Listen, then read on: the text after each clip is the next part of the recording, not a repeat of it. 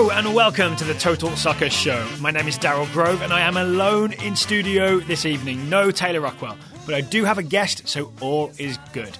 My guest is Nipun Chopra, a man with a deep knowledge of the North American Soccer League, NASL. I wanted to talk to Nipun because there was big NASL news this week. After US Soccer's decision to not renew NASL's Division 2 status for next season, NASL has filed a federal antitrust lawsuit against the governing body. On this episode, I'll be asking Nipun why they decided to do so and, win or lose, what the potential results could be. Also worth noting, Nipun also appeared on the Yanks Are Coming podcast this week, hosted by Kartik and Neil, and they went deep on this. So if you're looking for more NASL talk, if this whets your appetite, I recommend listening to the most recent episode of the Yanks Are Coming podcast. 3 quick TSS notes before we get to the interview. Number 1, George Qureshi of Howler Magazine called me today and said there's been such a big response to the 20% discount offer that he's extending the offer until Sunday. So you can use code TSS2 at FIFA.WTF/GetHowler to take advantage until midnight on Sunday. That's a 20% discount on a year subscription to Howler Magazine. Number 2, TSS t-shirts are now back on sale at TotalSoccerShow.com/merch. That includes red ones by special request. Number 3, our weekend review show will be delayed this weekend. I have a Sunday wedding to go to and a non-TSS work deadline, a hard deadline. So the weekend review will be out on Monday evening. Final thing before the interview, just want to say thank you to Peter Evans for helping to grow our listenership. So in Indianapolis, we have Nipun Chopra. Hello, how you doing? I'm doing really well, Daryl. Thank you so much for having me on. Long-time listener. Oh, really? First-time caller. Yeah, actually, I should be honest, not long time. I was introduced to the podcast by my good friend, Peter Evans, who's probably listening right now and is salivating at this moment. And since he told me about it, it was actually, we were painting a TIFO for an Indy XI game at the start of this season. And that's when he told me about the show. And I was like, well, I've seen them, but I've never heard their podcast. And I followed you guys on Twitter immediately and then listened in. So since then, I've been listening to the show. And so, yeah, I've been 6-month listener, first-time caller. How about that? Thank you. I really appreciate that. Yeah, absolutely. I'm a long-time Twitter follower of Nipun Chopra. So the first question I have for you, we're going to get into all the NASL stuff. Yeah, sure. But I want to know why a guy with a PhD in neuroinflammation spends so much time thinking and writing and talking and reporting on the North American Soccer League. Sort of where and how did that happen? Well, mostly because I'm really bad at my day job. I don't believe that for a second. They don't just give PhDs away, right? You got to work for them. Well, based on the fact that I have one, I would argue that they do. So, my interest in soccer has been a lifelong one. It started with Man Utd back when I was growing up in India. My interest in soccer, in American soccer, only started in 2012 when we first started hearing rumors about 2012, 2013 of a club coming to Indianapolis. Before that, I'll be honest, I'd never watched an MLS game. I never watched any lower division soccer. It was only the introduction of Indy XI that started my interest in American soccer.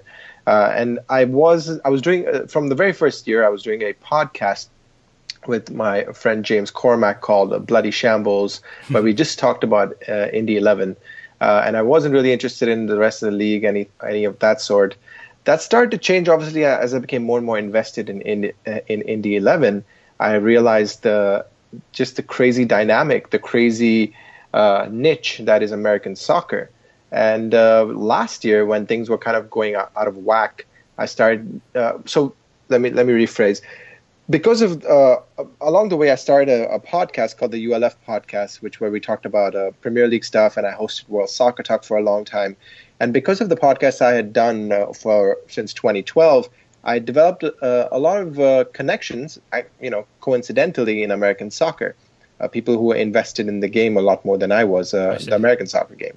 And because of that, I was able to get some information last year that some other people were asking about. So this is this when the sort of divisional alignments were top secret and it was kind of leaking out from various sources, but no one official was talking, right? At least not through official channels. That's a perfect way to place it. There was information leaking, but no one was talking on the record. Yeah, that's exactly right.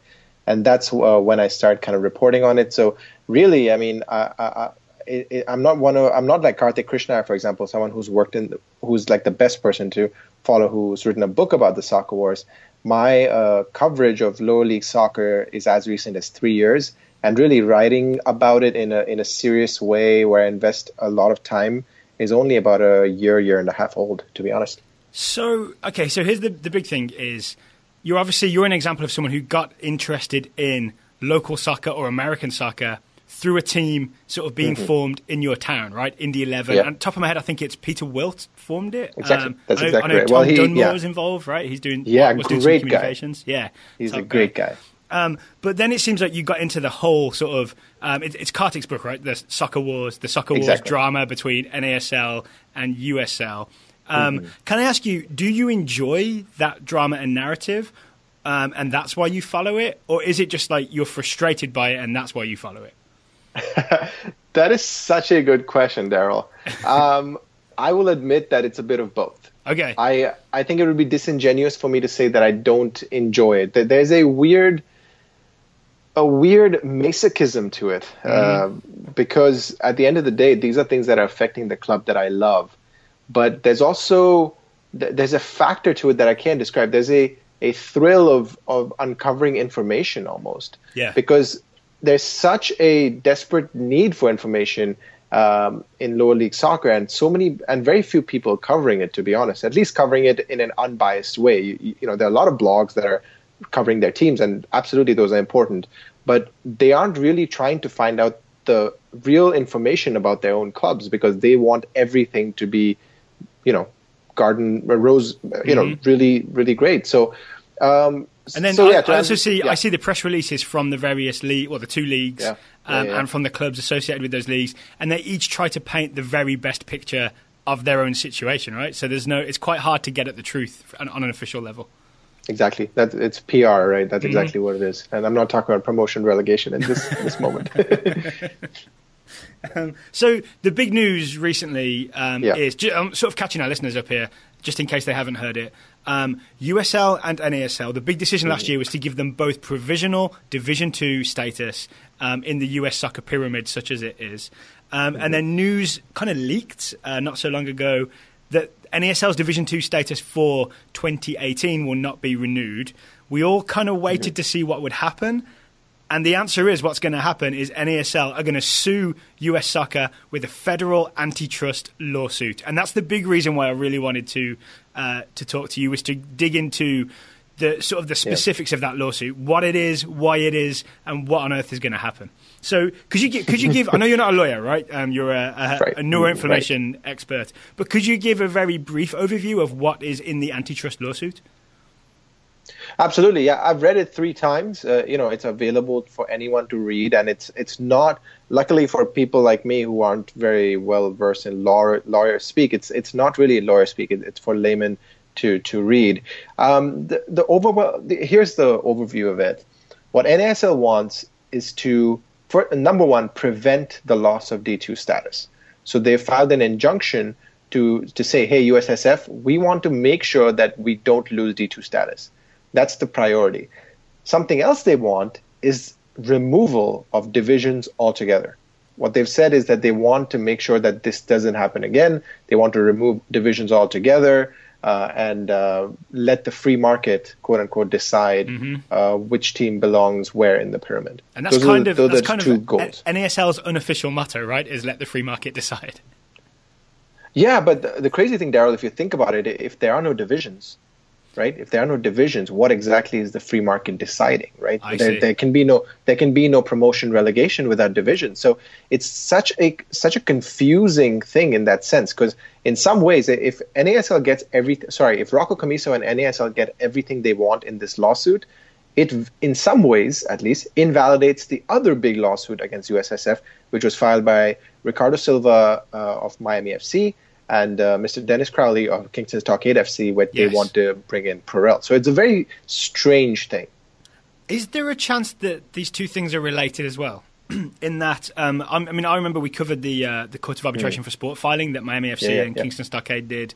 And it struck me that maybe because an NASL team was sort of leading the charge to take US soccer to the Court of Arbitration for Sport, is there any chance that that is then related to the idea of US soccer saying, you know what, that provisional D2 status we gave you, which is kind of generous, right, for a league with only 8 teams? Yes. Maybe we're not going to be so generous in 2018. Is there any element of that to it? It's hard to answer that question from a point of confidence. I mean, you can conjecturally say that those are related, and I think you can make a logical leap that USSF is just kind of tired of giving giving NASL waivers and tired of dealing with the bullshit. But without having spoken to anyone in USSF that confirmed this for me, it would be disingenuous for me to say that that is the case. I see. That's fair. And also, the way I phrased it is maybe unfair because it makes it sound like US soccer is out to get NASL, which I'm sure NASL would kind of agree with that setup, right? I noticed the word conspiracy was mentioned quite a lot in the 33 times. 33 times. 33 times, yeah. But it may also be that if you take the benevolent view of US soccer, this is kind of my opinion, I think, take a benevolent view of US soccer, they want to keep NASL in business because they want as many soccer clubs to have a place to play and a division to be in as possible. So they extend waivers for 2017. I don't see that NASL has sort of done anything to improve their situation for next season. And then on top of that, they start causing trouble, or one of the teams causes trouble with the CAS filing. So maybe there's just an element of US soccer as sort of like, all right, you're doing more harm than good at this point. I don't see why we should help support you. It's the same thing, but a different way of phrasing it. Does that make some sense? Yeah, it makes absolute sense. And that is what the argument is that most people who aren't ideologically biased would make, that is exactly the situation, what you've summarized. Okay. The counter argument, Daryl, that the people who fail to see flaws with NASL would make goes as follows. They will argue along the lines of what is argued in the lawsuit, which is that Atlanta, Detroit City FC, as well as New Orleans were about to join the league. And that would have brought the league to 13 teams, along with the 2 incoming California teams, and would have also met the requirement of the Central Time Zone, which was the other waiver that NASL was asking for. I see. So that's the argument they would make. I have serious doubts about that argument, as I've shared on other podcasts, and I'm happy to share those with you. But in general, that is the counter argument that they would make, that what USSF has done is to prevent NASL from getting to what they would need to get to in order to survive. And then how do they argue that US soccer has prevented that? Because why couldn't, for example, Detroit City FC have announced, like, yes, we're 100% joining NASL next season? Because that's not officially happened yet, right? That's exactly right. No, you've asked the exact question that I've been asking, which is, if Detroit City FC, if Atlanta, and if New Orleans were truly ready to go, and from the best of my knowledge, at least Detroit and Atlanta are not ready to go, then why would NASL not have announced it, right? Because exactly what I'm saying would have happened, which is that they would have met all of USSF's requirements. And if in that situation USSF were to come around and say, hey, you're not getting D2 status, NASL would actually have a really good argument to say, we did what was asked of us, and yet you didn't give us D2 status. There probably is a conspiracy. But as things stand right now, I think those 3 teams were just thrown in the lawsuit to suggest that that USSF is preventing them from doing what is necessary, whereas the truth is, at least from my understanding, at least 2 of those 3 teams, if not all 3, are not ready, and therefore that is just a blatant lie that is being thrown out by NASL. This thing seems very chicken and egg to me as well, because the reasons to say that NASL don't deserve D2 status, I think NASL can turn around and say, yeah, but the reason we can't get it is because US soccer is stopping us from getting it. And is that where the conspiracy idea comes in. I think I want to dig into that a little more, actually. What is the sort of specific conspiracy that NASL alleges? Daryl, is there anything such as a specific conspiracy? Have you not watched Ancient Aliens, Daryl? I haven't, but my mother-in-law has told me about it. Yes, and it's not worth your time, I promise you. It's great. It is great for memes and GIFs, though. I will give it that. The specific conspiracy is this: that USSF, MLS, and USL are basically trying to put NASL out of business. I see. And that is a line of argument that has been made by folks in the NASL for many, many, many years. This is not a new thing. If you've talked to people, as I have, and many others have, many people who are way more connected and way more talented than myself, have off record, they have been multiple times told that they feel as though USL, MLS, and by extension USSF are trying to put NASL out of business. The reason, their biggest data point is this. Sorry, the biggest line of conspiratorial thinking is this, Daryl. Okay. There's obviously a connection between MLS and USL. That is demonstrable, right? We all know that that's a fact. Yep. MLS and USL work together, development league, all that stuff. Yeah, and the New York Red Bulls 2 teams and all that. Yeah, I mean, exactly. So to be clear as well, I'm in Richmond, Virginia, where we have the Richmond Kickers, so I'm pretty familiar with the USL, yeah. Exactly. Then a pretty strong line of argument can be made that MLS and USSF have worked together to make sure that MLS remains D1. I think a few people would argue against that, but any rational observer will know that it was in USSF's interest, to be honest, and they did, in my opinion, did the right thing to make sure that MLS remained D1. If you buy those two premises, what NASL is doing is, look, there's a connection between MLS and USL. There's a connection between MLS and USSF. Therefore, MLS, USL, USSF are working together to put the other side of the league, other side of the pyramid out of business. That's basically the gist of this entire litigation. And then that's anti-competitive is their argument, yes, because you're not exactly. supposed to try and put another league out of business. Exactly. I think if I was arguing, I'm not even going to call it devil's advocate, if I was just arguing on behalf of US Soccer in this, I would say, but we set divisional requirements and you didn't meet them, and we gave you waivers, so we had a chance to put you out of business, but we actually gave you a lifeline. Exactly. No, you're exactly right. And if you read Karthik's book, which I cannot encourage people enough, especially in the current climate of soccer wars, he brings up the excellent point, and he wrote an article about this too, that the divisional requirements were actually generated to protect NASL initially, to ensure that NASL got D2 status as opposed to USL. So for NASL to come around and argue now that the requirements are completely unfair is a bit hypocritical. However, there is merit to the argument that the requirements are arbitrary. Those two things are different, and that this is the sort of nuance that we need to have in this conversation. Both things can be true. It can be true that the USSF requirements are arbitrary and need updated, as well as the fact that that the requirements were in place to favor NASL in the first place.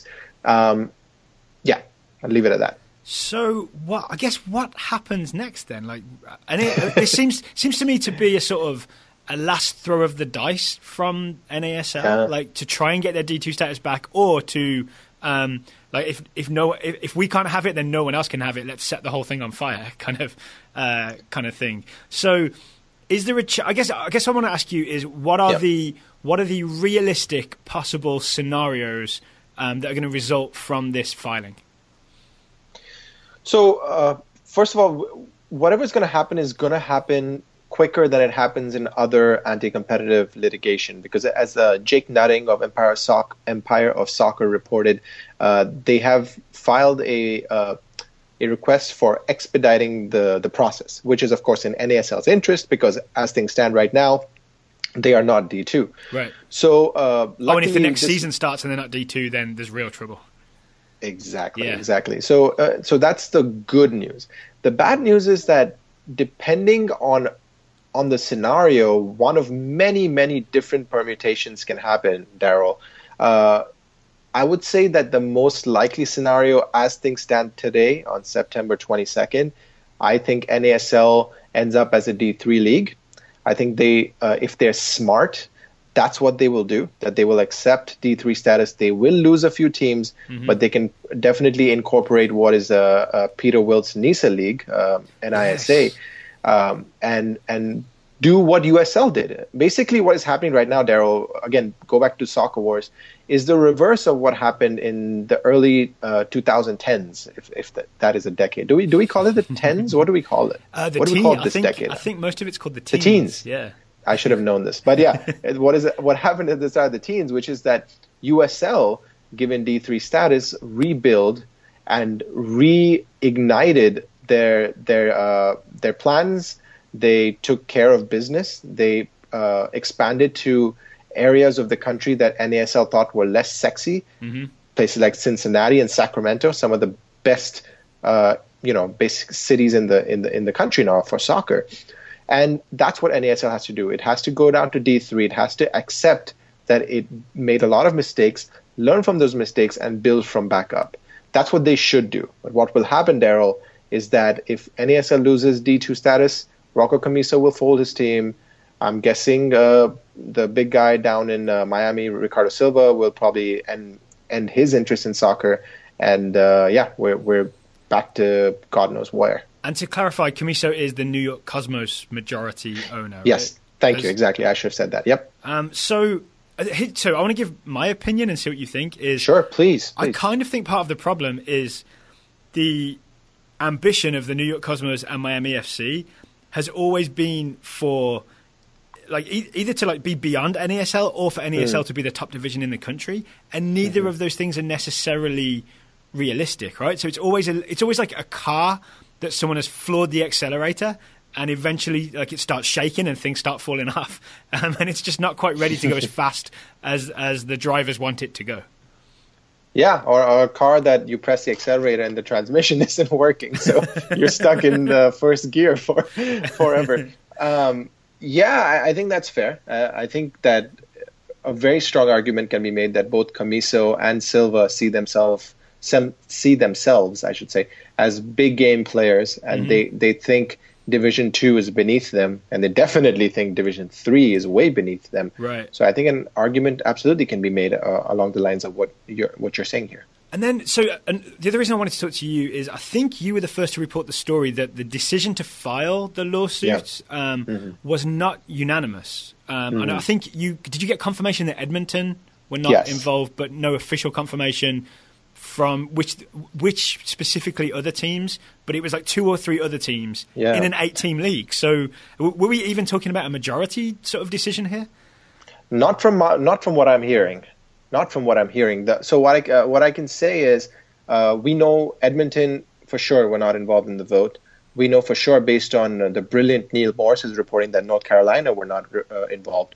Based on my sourcing, I think it's very unlikely. In fact, at this point, I would say I can say with some degree of confidence that Indy XI and San Francisco Deltas were not involved. That's 4 out of 8 current teams. I do not know if Puerto Rico FC voted, because obviously they have a lot of stuff on their plate, and this happened last Friday, which was just after Hurricane Irma had hit the island. Right. So I don't know if they voted. I don't know if Jacksonville Armada voted, because if you see their owner Robert Palmer's last tweet, he talked about not having power for the last 4 or 5 days, which would have overlapped with the vote. So for what I can say with some degree of confidence is 4 teams either abstained from voting or didn't vote, and at least 2 more teams we don't know if they voted at all. So do you have an understanding of how this happened then? Because I would have assumed that every team would have to vote and there needed to be some sort of majority to go ahead with this, but is this... So is it just that am I right in thinking Commisso is also the sort of the governor or the decision maker at NASL? He's the chairman of the board of governors. Yes. So does that suggest that the board of governors have just gone ahead with it without necessarily a majority of teams? I think based on the evidence, yes. We don't know this definitively. I definitely don't know this definitively.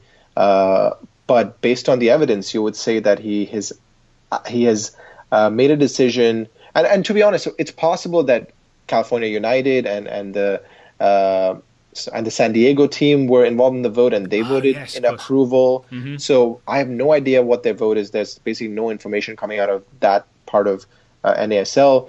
So, I don't know. I think it's very unlikely that there was a majority vote. So what happens to so if they do go down to D3 and NASL say, we don't really want to do that, can they go rogue and just sort of not accept D3 sanctioning, but just be sort of wasn't there I remember like a Colombian league in the 50s or so that was just sort of wasn't FIFA sanctioned, but they just did whatever they wanted, or do they just sort of break apart and then teams like Indy XI have to decide where to go next? Yeah, there's that famous book of statistics of football formations and stuff. I'm forgetting Inverting the Pyramid. Yes, thank you. Inverting the Pyramid. I think that's where I learned about that Colombian league. So that's pretty awesome that you brought that up. I think I learned about it at the same place. Oh yeah, no, that's one of my favorite books. It's kind of embarrassing, I forgot the name, but it's a fantastic book if you're a soccer nerd like you and I clearly are. Jonathan Wilson, right? King of the soccer nerds. Exactly right, Jonathan Wilson. That's who it was. So yes, there was conversation from Brian Strauss's article that was a possibility. I do not think based on the litigation, there's a specific segment where they talk about why that is a bad idea. So I do not think that is a realistic option for NASL, which is good, by the way, because it would have been absolute suicide if they did that. Because had they done that, very briefly, their players would have no protection from FIFPro. They would have no way to ratify transfers. There would be no clarity about whether they're eligible for US Open Cup. There would be no option for them to play for their national team. So really, that is suicide for any club. Wow, I didn't know that last part. That's fascinating. Mm-hmm. So yeah, you really have gone rogue at that point. So you're just outside of everything. You're outside of soccer. Yeah. The teams that play. We know of some countries like you follow European soccer. So for example. What am I forgetting? There was a game between Catalan versus some other crazy place in Spain that wants to leave Spain. So maybe the Basque region. Yeah, maybe it was that's right, because it was a lot of Bilbao players. I think you're right. So that game was played as even though they're not countries, they had to clarify that there was not an international friendly. Because had those players, the likes of Gerard Piqué and Fabregas played in that game. So had they said this was an international friendly, it would have immediately, at least from my understanding, prevented them from representing Spain after that. Mm-hmm. Yeah, so it's outside the norm. So that's what NASL would be doing if they went rogue. So we can kind of put that off the table, right? Not least because players would not want to come to the league, right? You're not getting Raul or anyone else coming, the type of player like that coming back. No. You're not getting any real professionals. You're only getting the professionals who are out of jobs and need a paycheck. That's the only player that's going to sign. So let's get it to a specific team. I think Indy XI is. So I don't know that much about Indy XI, but from my understanding, they're a well-run, the best league best team in the world. Yeah, in the whole world. Right. Yeah, exactly. In the whole world. Where would the best team in the whole world go? Are they free to leave NASL if they drop down to D3? Because I know there was a thing of there was like an exit fee essentially if they wanted to jump to USL, or do they have Major League Soccer ambitions? Or do they potentially spend a year in the wilderness if all this happens too late? It could end up where they've got nowhere to play. So what are the options there for Indy XI? You've laid out the options really well. Let me take them in reverse. Yeah. So Indy XI has applied, I'm going to put applied in quotations, for MLS expansion, but those of us that follow the team closely know, or speculate is a better word, that was a joke, and Indy XI was never a serious contender for expansion. We are one of the 12 teams that is in contention for the 4 expansion slots opening up over the next 3 years. Okay. But we're definitely not going to be one of the 4. So that's pretty much out of the picture. The second option you gave, which was disappear, I think that again that's probably suicide for the team. I hope that does not happen. But again, it is an option. I think the most likely, even if you take a season off, then you lose all those players, right? Because they're going to go and want to not waste a year of their career doing nothing. So you essentially wipe out the team and have to start fresh next year, because no stadium revenue, no anything for a whole year. Exactly. That's the key is the stadium, because honestly, our team is our team is the oldest team in soccer, I believe, Division II and above in the world. Our average age was 31.1 last year. Oh, wow, so our team needs average age, by the way. Let me reiterate that, average age. So our team's going to need rebuilding anyway next year. So I'm not as worried about the players turnover. I'm just worried about the fans who, it's tough enough to get fans to commit to a team. I mean, the Brickyard Battalion and the likes of Peter Evans and Slaughterhouse 19, all these groups have done such a fantastic job of building an atmosphere that brings fans in. But they would be dealt a very unfair blow. I'm talking about Brickyard Battalion and all these guys and us. If the team went away, because you won't lose the 200 of us that are, or 500 maybe, emotionally invested in this team are there all the time. But you will lose a couple of thousand people who are kind of on the cusp that show up to one game every month or so, right? Yeah. So your numbers start to dwindle, and ultimately it is suicide in my opinion. Which leaves USL, right? Exactly. So that's where the most likely scenario is. We are, based on multiple conversations I had, we were close to joining USL last year. For particular reasons, that didn't happen. This year, we have spoken to USL. We are continuing to speak to USL based on my sources, and I think it would be a good move for Indy XI. Remember that we are 2 hours away from FC Cincinnati, 2 hours away from Louisville City, 3.5 hours away from St. Louis FC. Those are some fantastic teams. FC Cincinnati is the story of lower league soccer. Louisville City is averaging a higher attendance than Indy XI. They're at like 10,000 plus. So this is the league we want to be in. We want local rivalries. We want to be able to be in a stable league. And I hope that that's what Indy XI does. But our owner is unpredictable. Okay. Yeah, go on that. So, okay, say that does happen, right? Say that NASL essentially folds, and then US soccer, the US soccer ecosystem is Major League Soccer and USL, and it's a closed system. How should we feel about that? And I'm asking this because I feel kind of conflicted. Like, I think I've kind of hinted at this throughout talking to you, but my opinion of NASL is that I don't think it's necessarily helpful for soccer as a whole in America to have this one league that's kind of sort of almost going rogue within the rules, like not rogue like we talked about with the Colombian League, but is sort of not playing by the rules, is constantly agitating, causing trouble, not playing nicely with others. But removing them from the picture entirely just leaves this kind of locked-in system, and any hopes of maybe any sort of pro-rel are kind of set back even further. So I almost feel like there's no good scenario. There's no happy ending here. I think you're right, and I want to reiterate this because there's a lot of really nasty people who are actually celebrating the death of NASL. I think they forget that a lot of the fans of NASL are very passionate soccer fans, and a lot of the fans at NASL have been invested in the game in a lot of cases for a lot longer than some of the people who are berating them. Right. And I think you risk losing those fans from American soccer entirely with the death of NASL. They exit the game, or at least exit the American side of the game, and then just watch La Liga or watch the Premier League or La Liga. Exactly.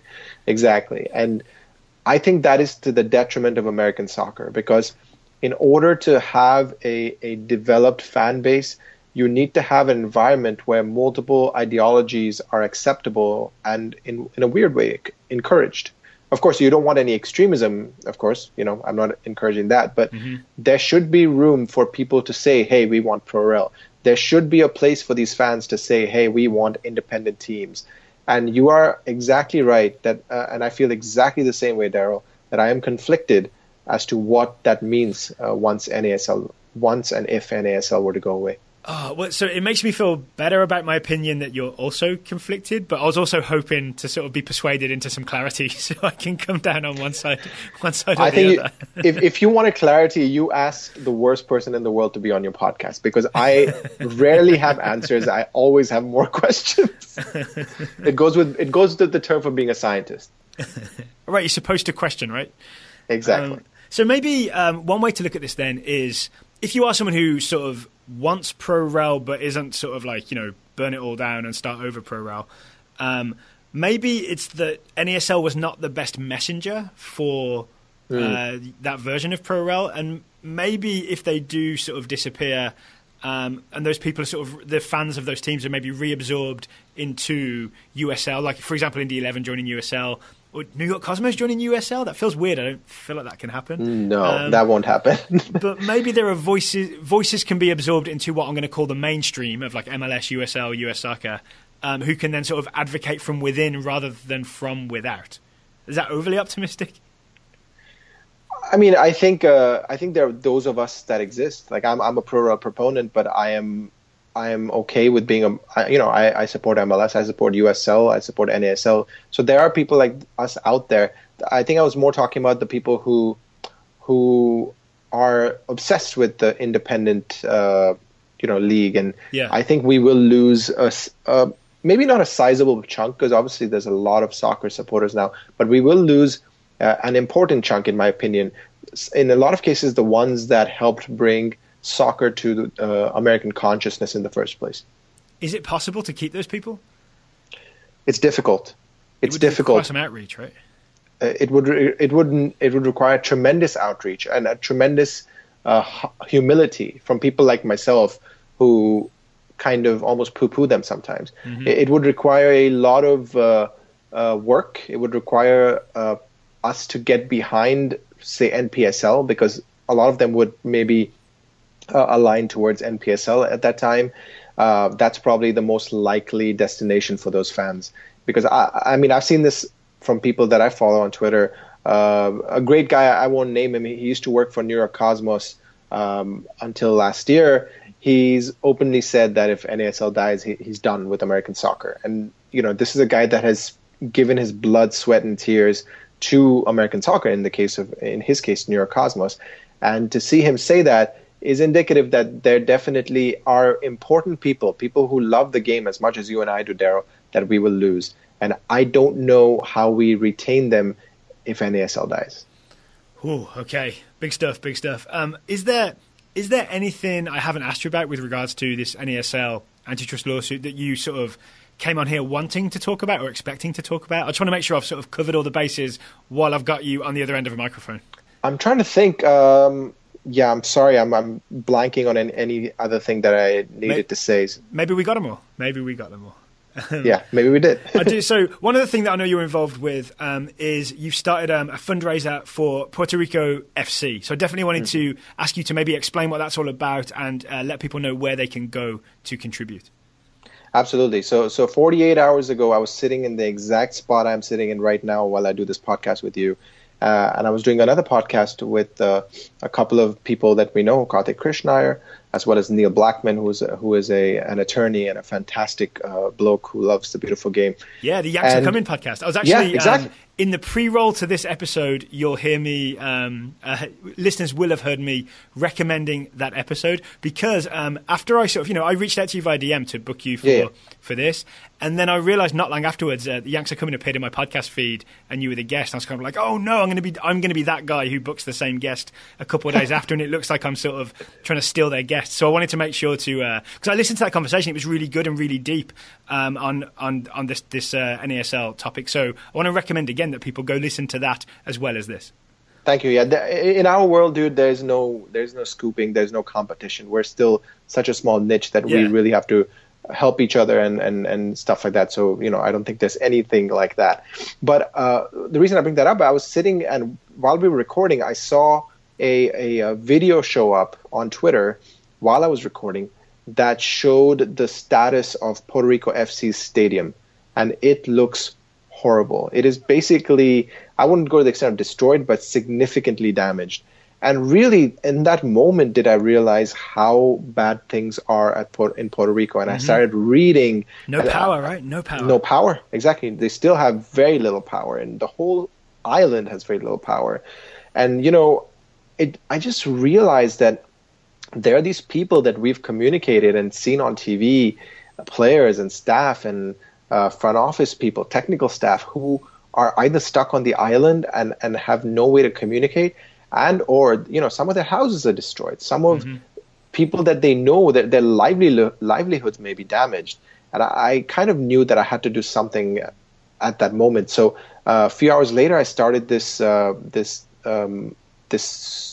crowdfunding thing for the staff. And the reason I focus on the staff, Daryl, is because players, we worship the players. That's what we do. I'm still in awe of Indy XI players, although they're sometimes younger than me, and I've basically seen them in very strange situations. But I'm still in awe of them because they are everything that I want to be, right? If I could make it as a professional soccer player, that's what I would be doing at this moment. So they get a lot of glory, and they're not very well paid compared to MLS, but they're paid.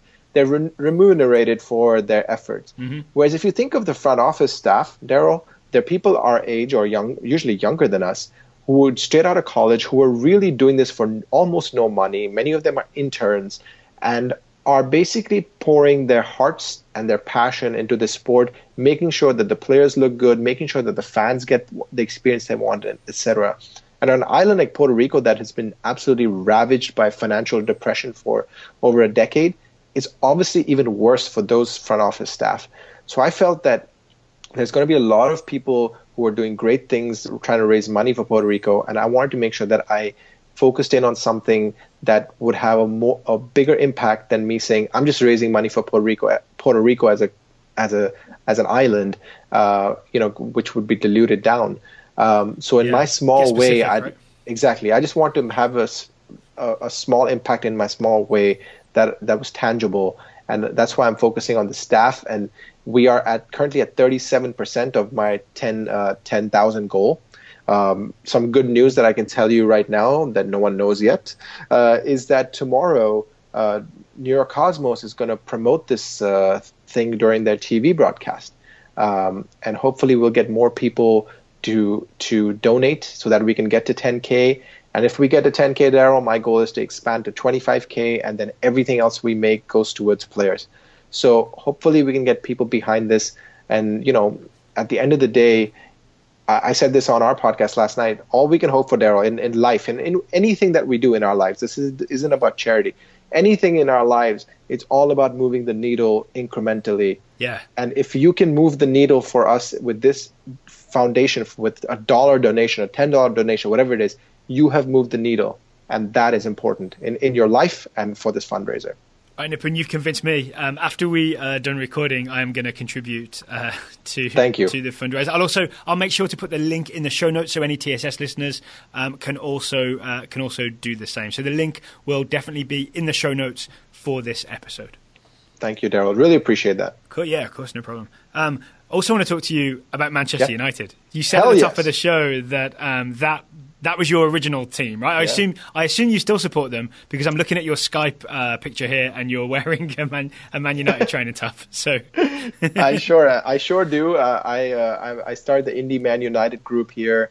I'm a lifelong Man United supporter, unless of course we keep selling our young players and continuing to devolve into the commercial machine, in which case I'll probably just follow the scores and not watch games. Well, how do you feel about this year's team? Because they seem kind of like a merciless machine this year, crushing teams in their path. Second year of Mourinho, man. Second year of Mourinho. That's really what it is. I expected last year that United and City would run away with the title. I was wrong, totally wrong.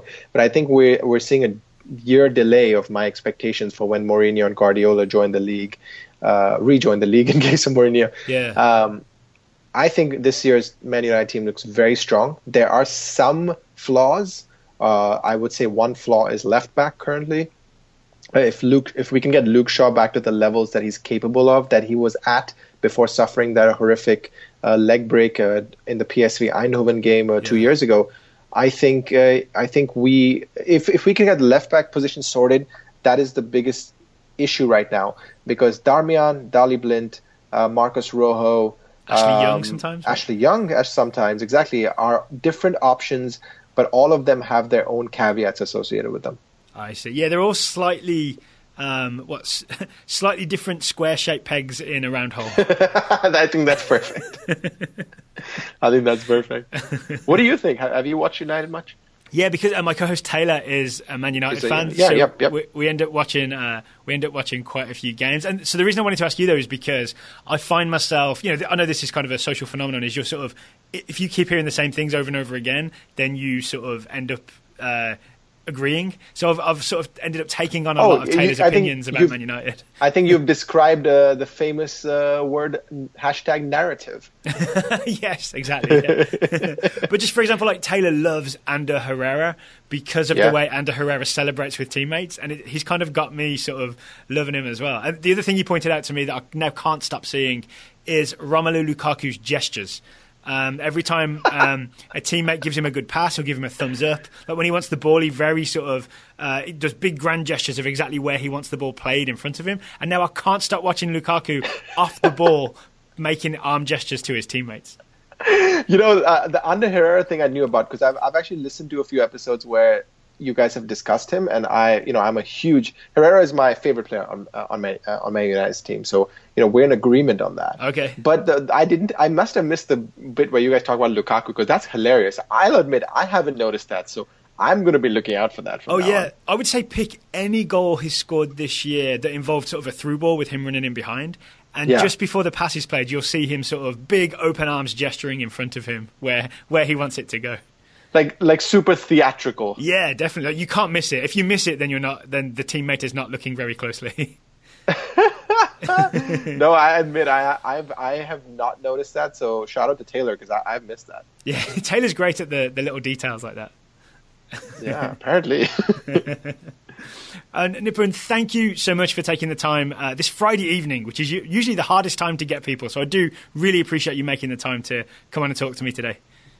Absolute pleasure, Daryl. Anytime you guys want me on, I would love to come on, and we'd love to have you guys back on. Have you guys on our podcast to talk soccer as well, because as I said, that there's no competition in our little niche of American soccer. We all want everyone to grow together and to promote each other.